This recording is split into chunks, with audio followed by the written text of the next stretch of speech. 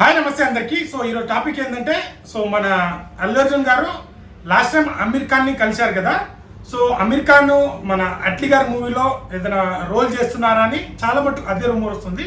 But actually అది కాదు, కలిసింది. ఎందుకంటే మహాభారతం అంటే మన రాజమౌళి గారి డ్రీమ్ ప్రాజెక్ట్. సో ఈ మహాభారతం చేయాలని రాజమౌళి గారు ఎలాగైతే అనుకున్నారో తన డ్రీమ్ ప్రాజెక్ట్, అలాగే అమీర్ ఖాన్ కూడా మహాభారతం తీయాలని ఎప్పటి నుంచో తను కూడా ప్లాన్ చేశారు. సో రాజమౌళి గారిని కలవడం జరిగిందంట. సో రాజమౌళి గారు ఎందుకో అది రిజెక్ట్ చేశారా లేదో కాదేమో అనుకున్నాడేమో కానీ. సో బట్ ఇక్కడ రాజమౌళి గారు తీస్తున్నారు, మన అమీర్ ఖాన్ గారు కూడా తీస్తున్నారు. సంజయ్ లీలా బన్సాలి డైరెక్టర్ ఉన్నారు కదా. సో అమీర్ ఖాన్ అయితే దీన్ని ఒక 5 పార్ట్లుగా తీద్దామని ఫిక్స్ అయ్యారంట. సో దాంట్లో డిఫరెంట్ అంటే ఒకటే డైరెక్షన్ కాదు, డిఫరెంట్ డైరెక్టర్లు, సో టాప్ డైరెక్టర్లను పెట్టి తీయాలని అనుకున్నాడు. అందుకని మన రాజమౌళి గారిని అడగడం జరిగింది. సో రాజమౌళి గారు కూడా తన వేలో తను తీద్దాం అనుకున్నాడు కాబట్టి సో రాజమౌళి అయితే దీనికి తీయడం లేదు. సో అమీర్ ఖాన్ని మొన్న కలిశారు కదా అల్లు అర్జున్. సో అర్జునుడి పాత్రని మన అల్లు అర్జున్ గారు చేస్తున్నారని చిన్న రూమర్స్ వస్తుంది. సో అది ఒకవేళ నిజమైనా ఫేక్ అయినా మనకు అనౌన్స్మెంట్ వస్తుంది. ప్రజెంట్ డిస్కషన్ అయితే దానికోసమే కలవడం జరిగింది కదా. తను కూడా మంచి మూవీ తీస్తుంటారు. సో తను first part direct చేయబోతున్నారట.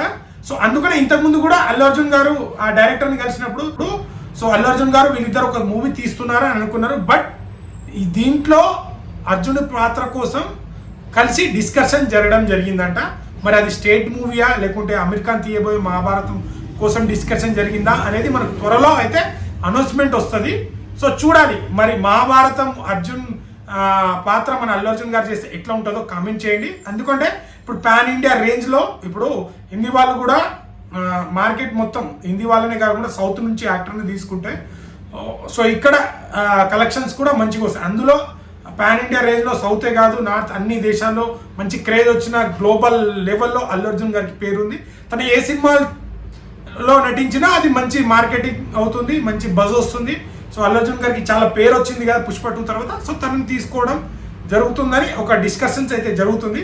So Aamir Khan గారు అండ్ అల్లు అర్జున్ గారు కలిసింది కూడా దీనికోసమే అని ఫిలిం నగర్లో అయితే డిస్కషన్ జరుగుతుంది. అది ఎంతవరకు నిజమో మనకు అనౌన్స్మెంట్ రాబోతుంది. ఫస్ట్ టైం డైరెక్టర్ని కలిసినప్పుడు అదే డిస్కషన్ చేశారంట. మొన్న అర్జున్ గారు అల్లు అర్జున్ కలిసినప్పుడు కూడా అట్లీ మూవీ అనుకుంటున్నారు. బట్ యాక్చువల్లీ రాజమౌళి గారు తీసే మహాభారతం కాదు, ఇది మన అమీర్ ఖాన్ తీసే మహాభారతంలో. సో ఎవరెవరు సౌత్ నుంచి యాక్టర్స్ ఉంటారు.